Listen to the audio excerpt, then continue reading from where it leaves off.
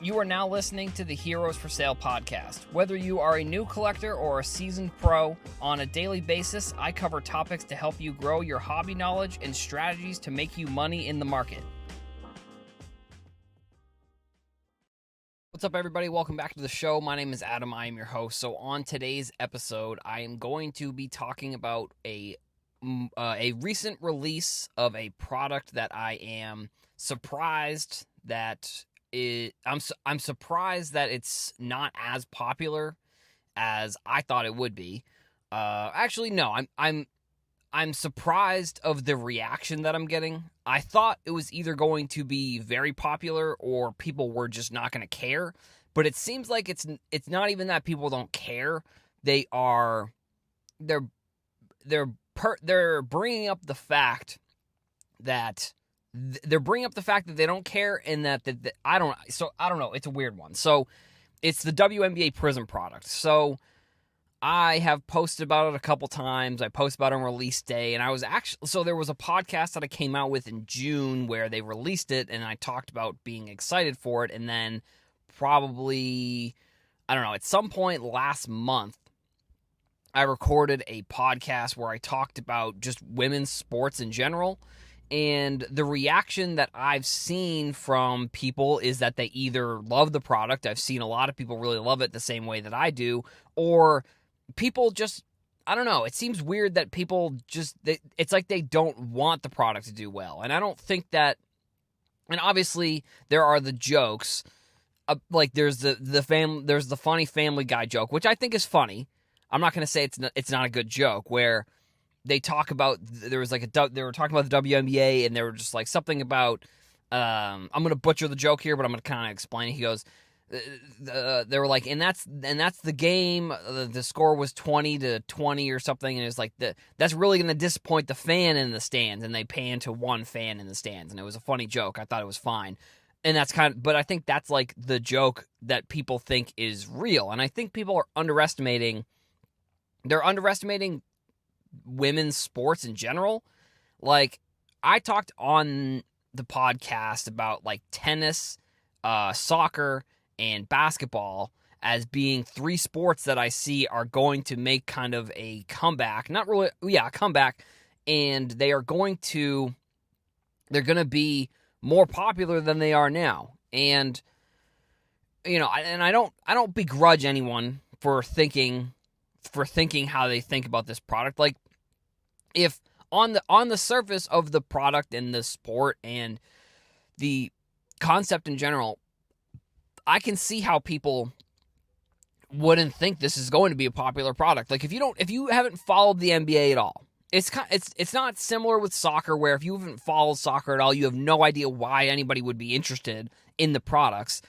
I guess it's similar, but with the WNBA, I can see how, if you have not followed the WNBA at all, or you've not followed the coverage of the WNBA, or if you haven't really if you didn't watch any of the games this season. Like, I watched probably, I don't know, 10 games this year. Like, I watched all the WNBA finals games, which that came from, I bet on the Seattle Storm to win at plus 400 before the season. So that's like another reason why I was a little bit more invested. But even from that, I think there are a ton of young, good players in the league. Like, there's the Brianna Stewarts. There is obviously Sabrina Ionescu, recently drafted this year. And I mean, and then you have these legends like Sue Bird, who I don't know if she's going to retire at any point. Like, I think it's very cool because she's in the same year as LeBron, and she also just won her 4th championship. So I thought that was kind of a cool thing that happened this year with both of those sports. But I don't know. It's interesting. The product's reaction is, it's not like people just don't care. Like I said, I guess maybe people are trying to figure out why people are so interested in it, but I don't know, it seems weird that people are like, to me, it seems like people are going out of their way to kind of try and prove that people don't care about the product, when it's like, if you've been watching anything, if you've been watching sports, like, the women's sports are just going to become more popular. That's just, I guess from a marketing perspective, that's how I kind of see it.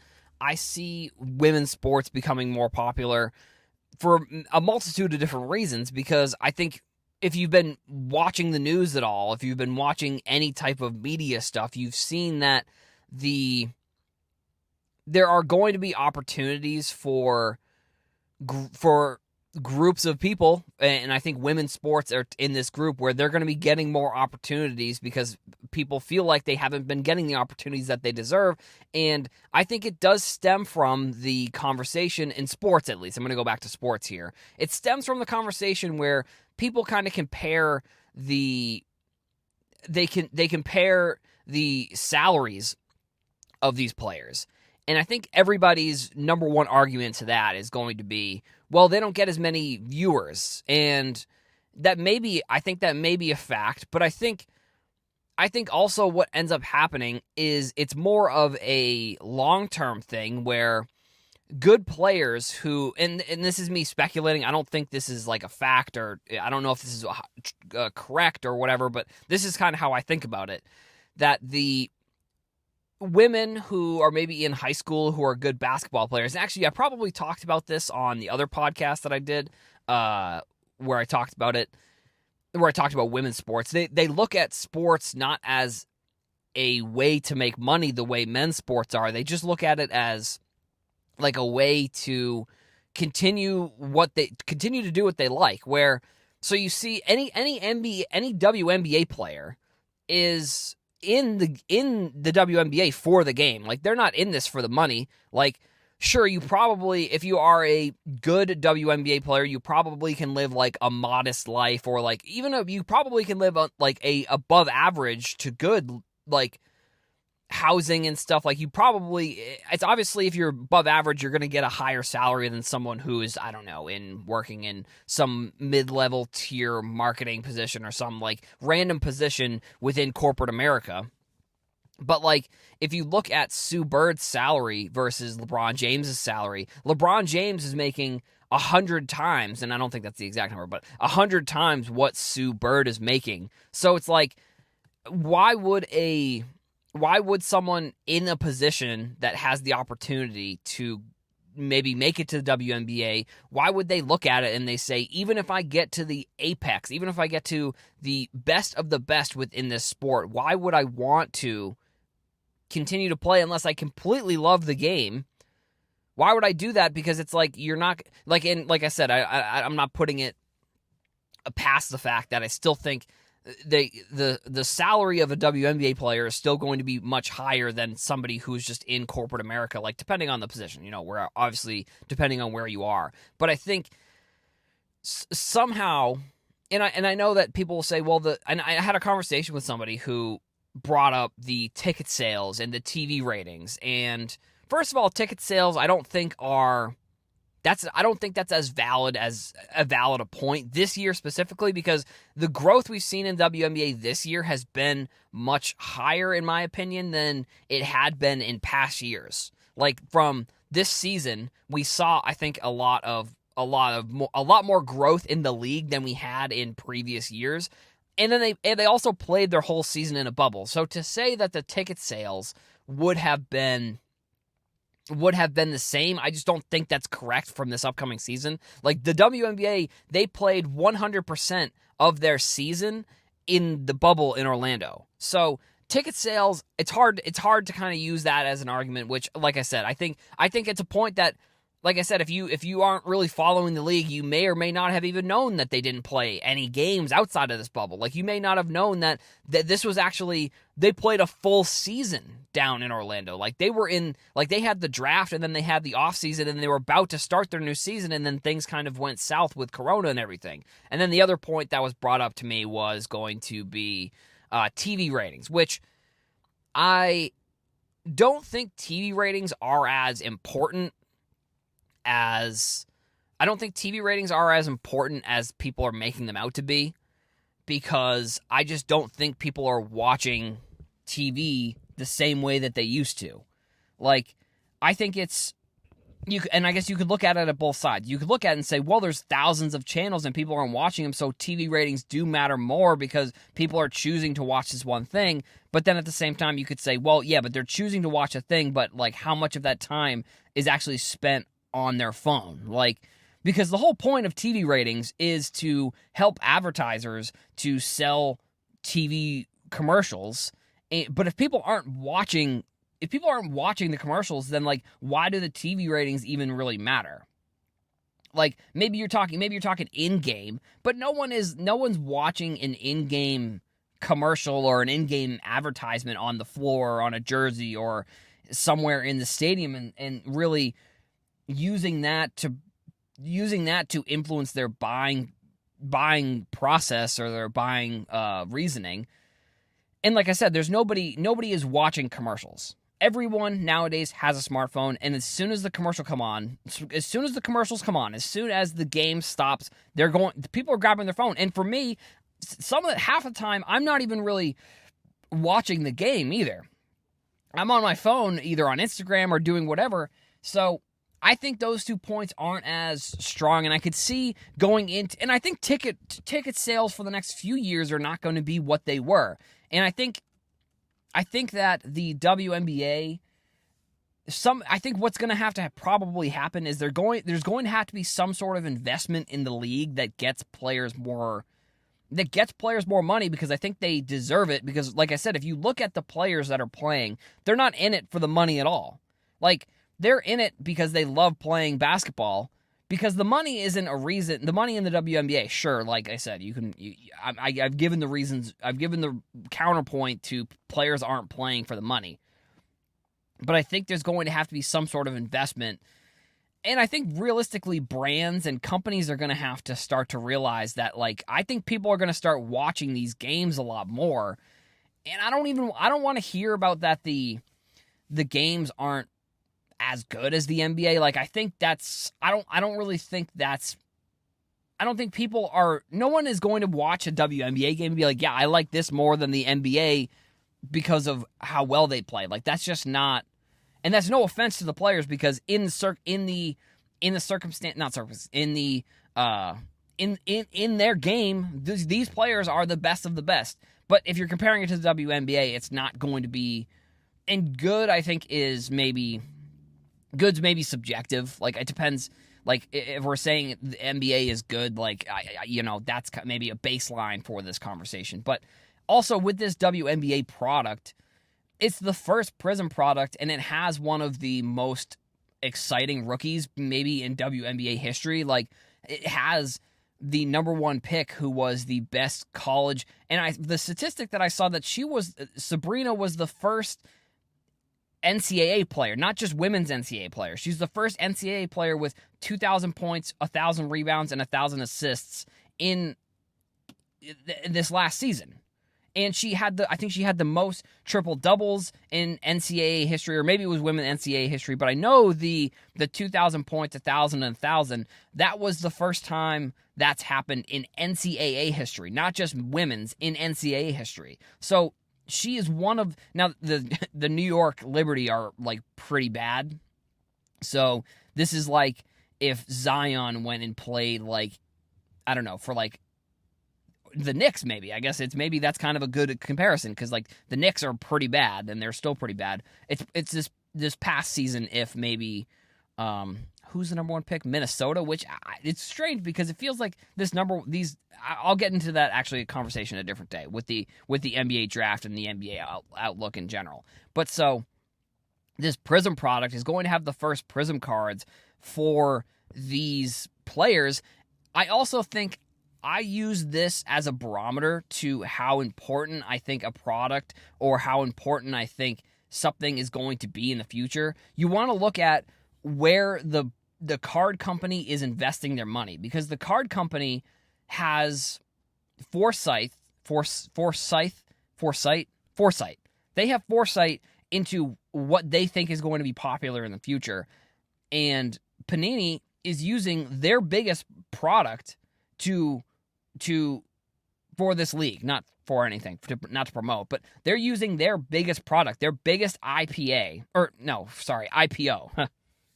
They're using their biggest IPO, which maybe the IPO isn't exactly the best IP, actually. Sorry, not IPO. Wow, I've totally messed it. I messed this point up completely. IP.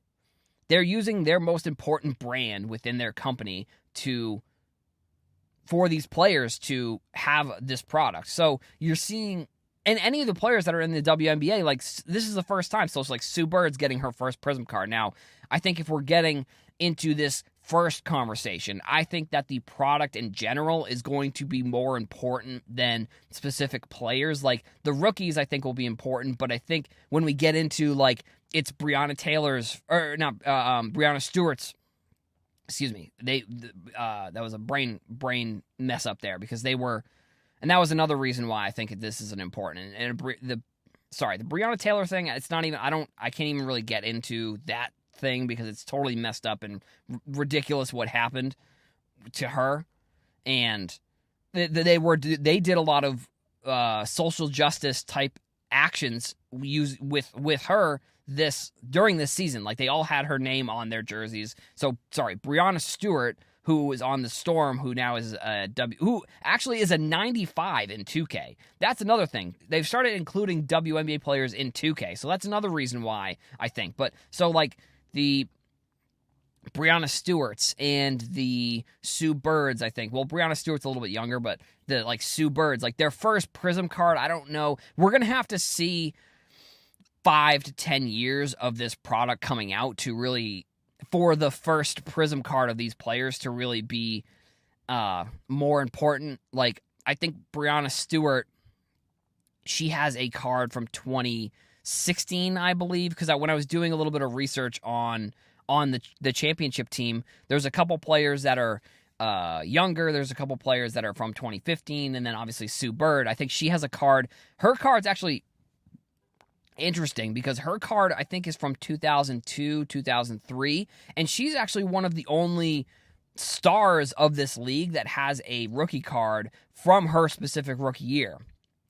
There's tons of players who are from that era that are like superstars that just don't have a card, they don't have a card from their specific rookie year, which now I think we're going to start to see that, because last year they did the Donruss product, which had the optic cards in it, which I think is interesting because you can buy a Donruss box, which I've thought about. You can buy a Donruss WNBA box from last year still for like $70. So if we see any superstars, like if we see any WNBA superstars come out of that product, that might be something that would be kind of interesting to buy. I think there were some good players from that last draft, Rookie of the Year and stuff like that. So I think that's another interesting kind of viewpoint that I have on this product and the WNBA in general. And I don't know, I think people are underestimating the product. Like, we did see the boxes on Panini go for $325, and then some of them are selling for $250, $240 on eBay. I bought 2 of the Fanatics boxes for $50 a piece, and a few of them sold over the weekend in the $80 to $90 range. So I thought that was kind of interesting. So I don't know. I think what happened with the boxes on Panini was kind of interesting because it wasn't like it was first off the line or they didn't do a Dutch auction. They were just selling the Prizm boxes, which I found that kind of interesting that they were doing that in the first place. And also, typically when these products come out on Panini's website, they do usually sell out pretty quickly, and these boxes actually were available for 2 or 3 days on that website, which they said that it sold out. I'm thinking they may have just pulled it down and said that it was sold out just because they saw what was happening, because, you know, who would be buying that box from Panini for $325 when you can just go to eBay and you can buy it for $260? Like, it doesn't make much sense for them to continue to try to sell the boxes. Realistically, it probably makes more sense for them to just throw them up on eBay and then just try and sell them for $300 or something like that, or see how much money they can get from the box. But I thought that was kind of interesting. But those Fanatics boxes, those did sell out in a day. So I don't know how many of those there are. And I went to Target and I couldn't find any WNBA boxes at Target. And I don't know if they're going to have them. And because they talk about retail versus hobby. And one of the other things that I think is interesting about this product is that I don't know how much of it they printed, because I looked at the The parallels is kind of how you can kind of get a feel for how much their product there might be.